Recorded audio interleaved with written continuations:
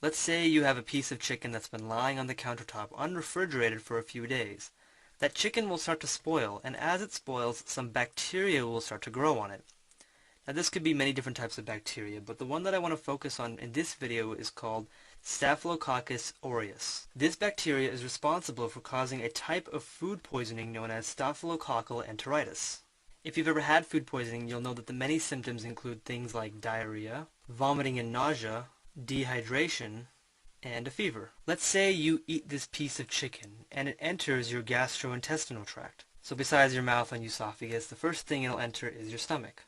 The stomach contains a very acidic environment. This can be pretty useful because it can be used to aid in the digestion of proteins, and it can also be used to kill off nasty pathogens. This acidic environment is actually pretty extreme, so a lot of bacteria can't survive in it. The Staphylococcus aureus bacteria is no different. So maybe you eat some of that chicken, right, and then that bacteria ends up in your stomach. That bacteria may start to die off, but it's actually pretty sneaky. It'll actually start to release these chemicals called enterotoxins. These enterotoxins can survive the acidic environment. So even if the bacteria starts to die off, the enterotoxins will still be around. They can then make their way into the small intestine. So we have kind of a lot going on here. So let's actually focus on a small portion of the small intestine in this little box. On the left we have the wall of the small intestine. And this space over here is really just the lumen. And the lumen is just the interior space of the small intestine where the food and the water will pass through. Here across this green layer you have those epithelial cells. And these will be responsible for digesting and absorbing the food and water that goes through. Now the enterotoxin actually enters the small intestine. And when it enters the small intestine, this is when you start to see a lot of the symptoms. So the one thing to keep in mind is that this enterotoxin is also referred to as a superantigen. An antigen is something that the immune system may recognize as characteristic of some kind of foreign particle or foreign pathogen. Maybe you have a T cell over here. When it encounters that antigen, it will start to release these chemicals called cytokines. Now antigens don't usually activate every single T cell they encounter because they're pretty specific. Superantigens, however, are not specific. They will activate many more T cells. And now you have this overwhelming release of all of these cytokines. These cytokines can then go on to do a bunch of different things. One, they can actually prevent a lot of these epithelial cells from doing their job. That is, they prevent them from absorbing all that food and water. So all that stuff that you ate and drank will just pass through as diarrhea. They can also trigger some of the vomiting centers in your brain to force you to vomit that stuff out.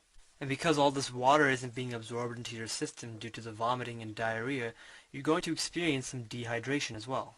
So this is how a lot of those symptoms can arise just because you have only the enterotoxin. Note that the bacteria isn't even in the small intestine. So let's say you're experiencing all these symptoms, right? You may go to the doctor to confirm what pathogen exactly is causing these symptoms to occur. So when you go to the doctor, they're actually going to collect some stool samples. That stool sample will then be sent off to a lab where they'll evaluate its contents.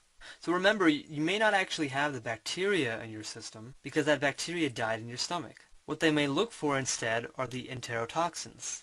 So maybe they find these enterotoxins in your stool, and there's a pretty good chance that you have staphylococcal enteritis. Then how can we treat it? Well, like all forms of food poisoning and gastroenteritis, one of the best things you can do is to just drink a lot of water and fluids. This is really to overcome the dehydration that you may be experiencing. Another thing you can do, and this is something you can even consider if you have other forms of gastroenteritis or food poisoning, is to adopt what's called the brat diet. This is really just a synonym for bananas, rice, applesauce, and toast. The reason why it might be a good idea to consider going on this diet while you have these symptoms is because all of these foods are very low in fiber. And why is that important to us? Well, fiber actually adds a lot of bulk to the stuff that we're processing in our gastrointestinal system. So the more bulk that you're trying to digest and absorb, the harder it is for your gastrointestinal system to really process all of that food. Therefore, if you eat these foods that are low in fiber, you won't be adding as much bulk, and your system will be able to process them more easily. Now, hopefully you won't have to stay on this diet for too long, because usually this type of food poisoning doesn't last very long. The vomiting typically lasts up to 24 hours, and the other symptoms typically resolve in about 2 to 3 days. And of course, the best way to really avoid getting this type of food poisoning is to eat clean food. Make sure you're always storing the food appropriately. Make sure you're refrigerating your food or freezing your food whenever necessary.